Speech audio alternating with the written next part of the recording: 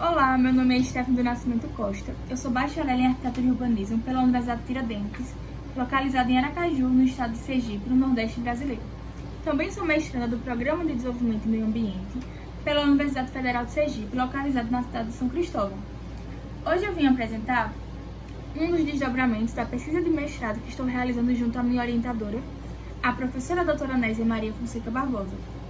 O nosso trabalho é intitulado de Co-Housing, uma abordagem sustentável para o desenvolvimento social e urbano. E no trabalho a gente fala um pouco sobre o conceito, as características, as fases geracionais, a metodologia utilizada no trabalho, como o Co-Housing está sendo desenvolvido no Brasil e quais são os possíveis desdobramentos e cenários futuros dessas moradias colaborativas aqui no país.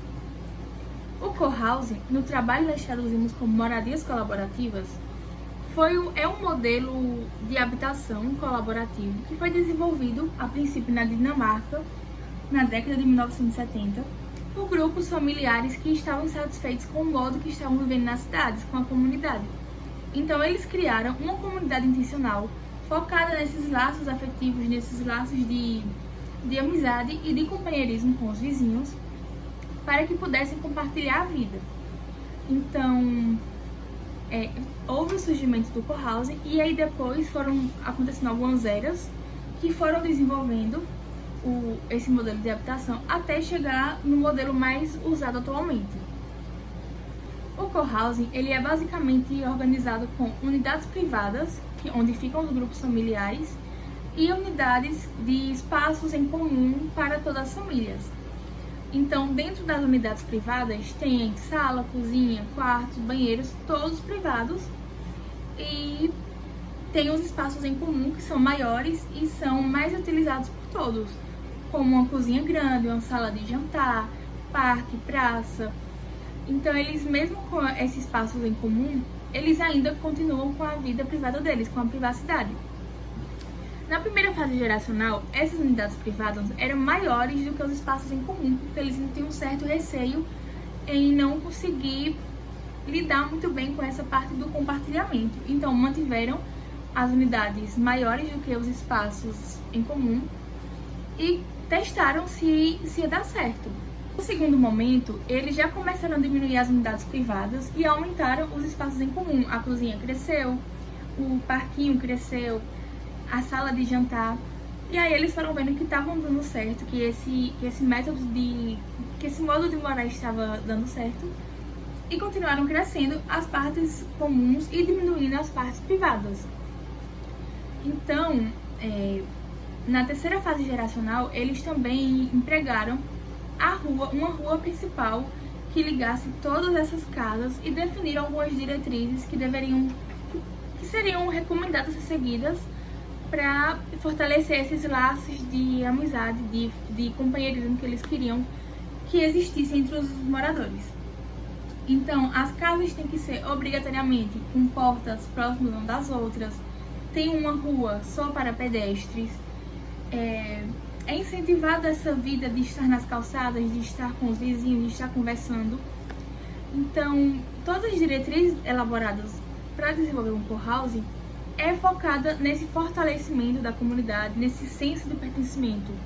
Isso é muito importante porque, desde o primeiro momento que eles criam a comunidade, já que é intencional, eles focam muito nisso. Todos têm que participar, todos têm que decidir como vai ser o projeto, como vai ser... Todos os processos e passos do co-housing tem que ser decidido por todos. É um dos princípios básicos deles. Então, a gente consegue ver que as moradias colaborativas, elas têm esse foco, têm como base principal o fortalecimento da relação entre a vizinhança.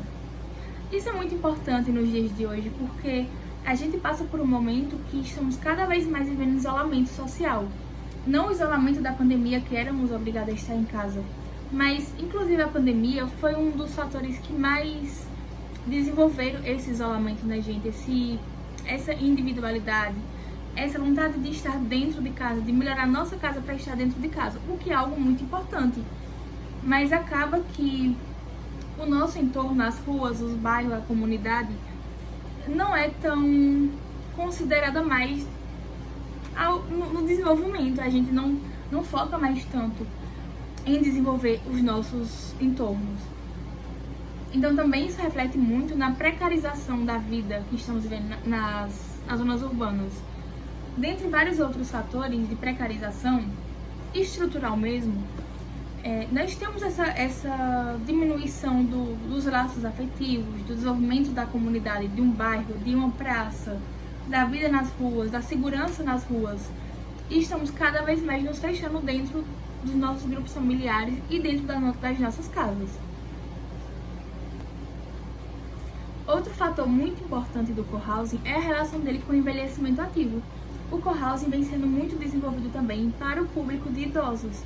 Grande parte dos projetos que estão sendo agora implantados no mundo, não no Brasil necessariamente, mas no mundo, é mais destinado aos idosos, porque ele colabora com esse desenvolvimento ativo, principalmente por os idosos estarem ali vivendo com outras pessoas de idade semelhantes, que vão poder de alguma forma combater a solidão, principalmente essa solidão que ocorre muito nessa fase da vida.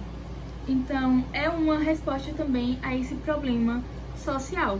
A gente percebe que sim, o cohousing ele pode ser uma ferramenta para uma abordagem mais sustentável nas cidades. Ele tem um potencial de desenvolver comunidades mais colaborativas, de comunidades mais fortalecidas, tanto socialmente quanto ambientalmente e economicamente.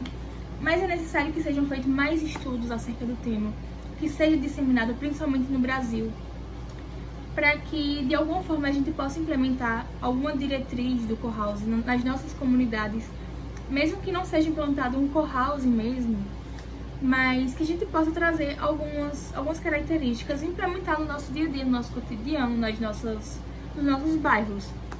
Então é importante esse estudo, essa abordagem holística do cohousing, porque é um estudo que deve ser desenvolvido pelas mais diversas áreas, por psicólogos, sociólogos, economistas, arquitetos, urbanistas, dentre vários outros profissionais. Então, essa pesquisa ainda está muito no início, ela não está nem perto de ser finalizada, mas estaremos tentando trazer esse olhar para a cidade, esse olhar de buscar soluções alternativas e mais sustentáveis mesmo, para que a gente possa viver melhor e também para que a gente possa prelevar um pouco dos nossos recursos naturais.